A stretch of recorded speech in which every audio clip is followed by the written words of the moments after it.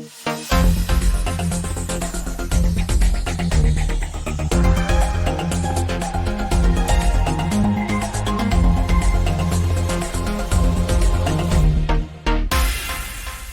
следите неделното интервју на Радио Слободна Европа, почитувани. Наш денешен гостин е хрватската амбасадорка во Македонија Ниве Стигањ. Амбасадорке Тигањ, доаѓате од земја силен поддржувач на македонските евроинтеграции. Какво е чувството во вашата влада откако Македонија повторно не доби датум за преговори со Европската унија? Poznato je u Sjevernoj Makedoniji kako je stajalište Republike Hrvatske prema pristupnom eurointegracijskom procesu Sjeverne Makedonije. Hrvatska je snažna politička i tehnička podrška, to je dokazano silnim angažmanom Republike Hrvatske tijekom hrvatskog predsjedanja Vijećem Europske unije, kada je Sjeverna Makedonija dobila odluku o otvaranju pregovora. Ovo sada otvaranje pregovora koje se je trebalo dogoditi upravo negdje u ovo vrijeme, trebalo je biti integralni dio te odluke.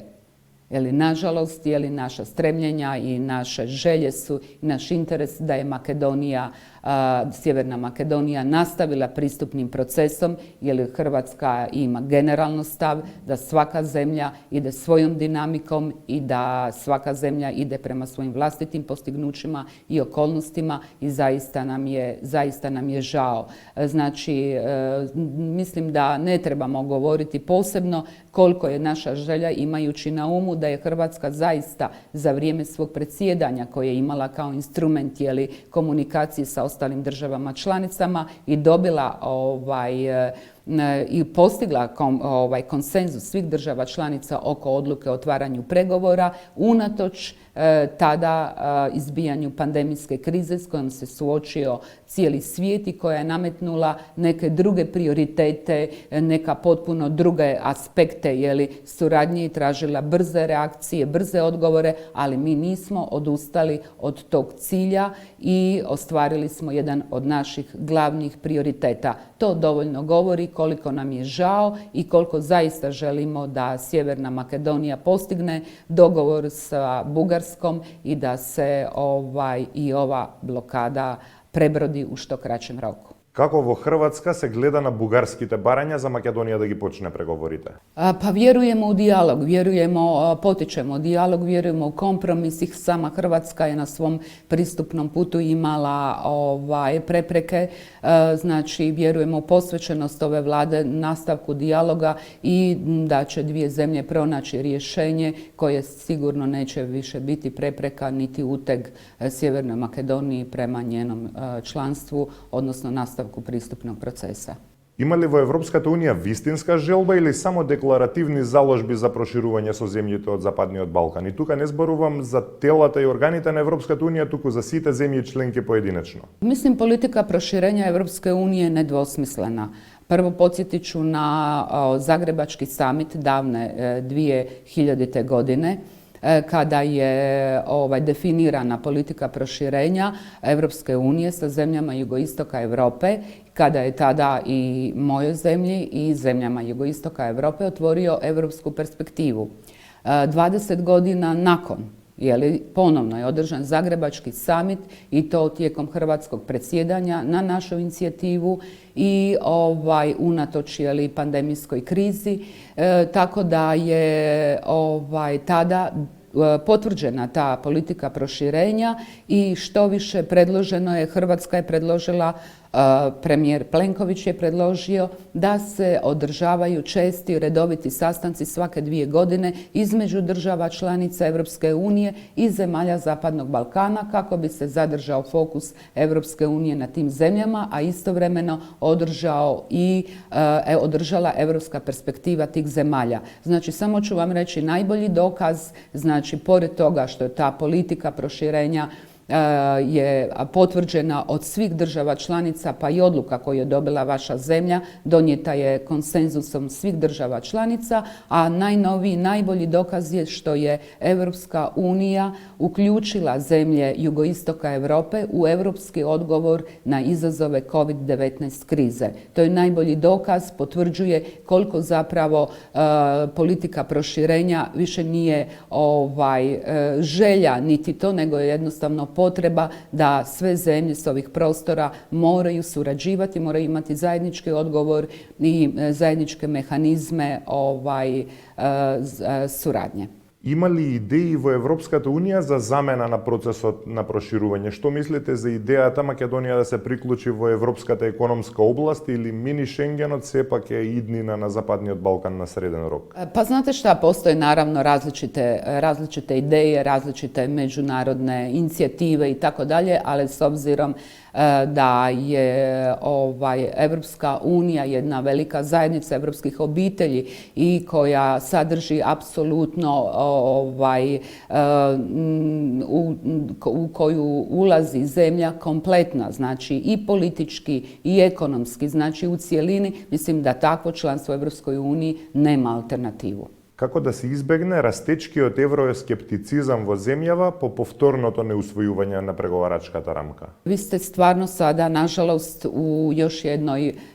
doživjeli ste još jednu blokadu u vašem pristupnom procesu, međutim, izuzetno cijenim napore vlade Sjeverne Makedonije koja je posvećena nastavku dijaloga s Bugarskom, koja je posvećena provedbi reformskih procesa, koja nije posustala i nije obeshrabrena i koja je, evo citirat ću izjave nekih dužnosnika koji su kazali, vaših dužnosnika, da ova blokada nije poraz.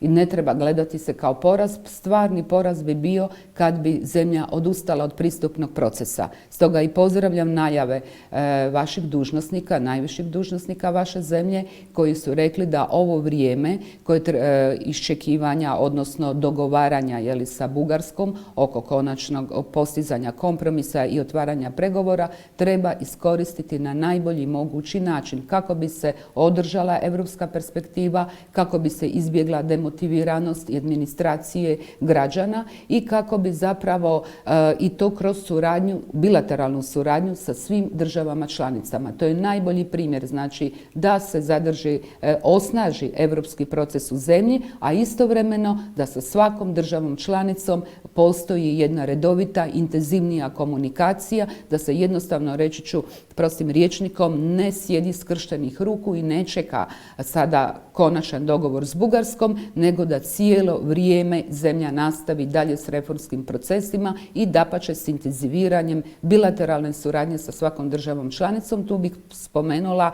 konkretan oblik suradnje koji Hrvatska kao najmlađa država članica ima sa Sjevernom Makedonijom u provedbi twinning projekata. To su konkretni oblici suradnje gdje mi kao zemlja koja je ne tako davno pristupila Europskoj uniji ima svježa iskustva, znanja iz našeg pregovaračkog procesa i tu smo najaktivnija zemlja u prijenosu tog našeg znanja, u snaženju vaših kapaciteta vaše administracije. Po istom tom primjeru, ovisno o pojedinoj zemlji, se može sada osnažiti taj europski proces i do konačnog otvaranja pregovora za koji vjerujem da će ipak biti, kao što su i visoki evropski dužnosnici rekli, nije pitanje hoće li, nego kada će.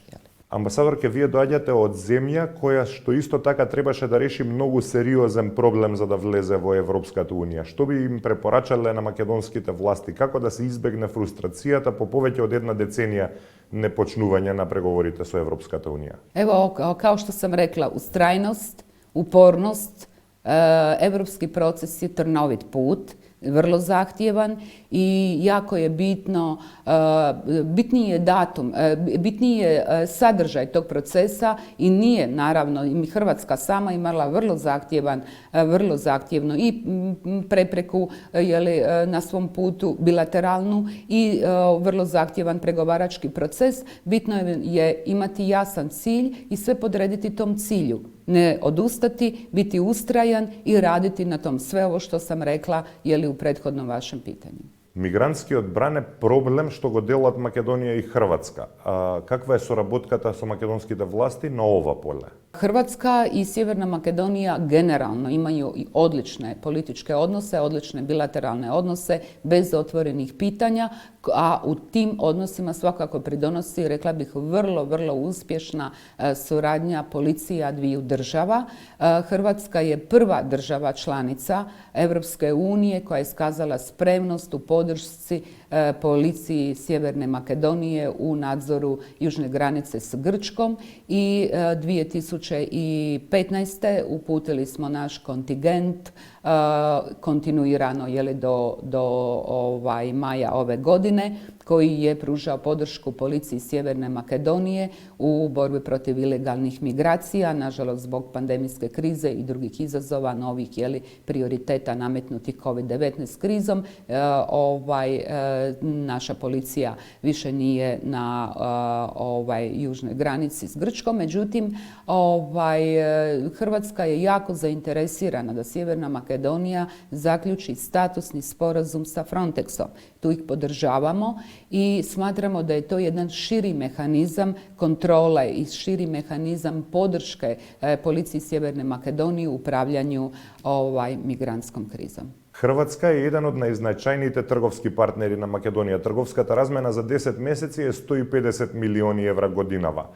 Што треба да се направи за таа економска соработка да се подобри? Evo ove godine je unatoč pandemijskoj krizi to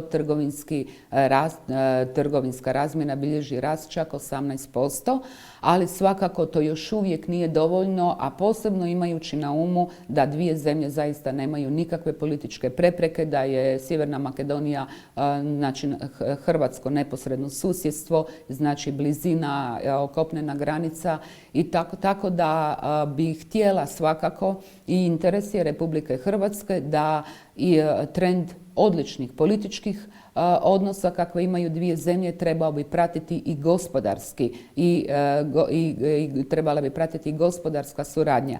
U Sjevernoj Makedoniji postoji 28 renomiranih hrvatskih tvrtki, Podravka, poduzeća Podravka, Vindija, Kraš, tako da potencijal postoji.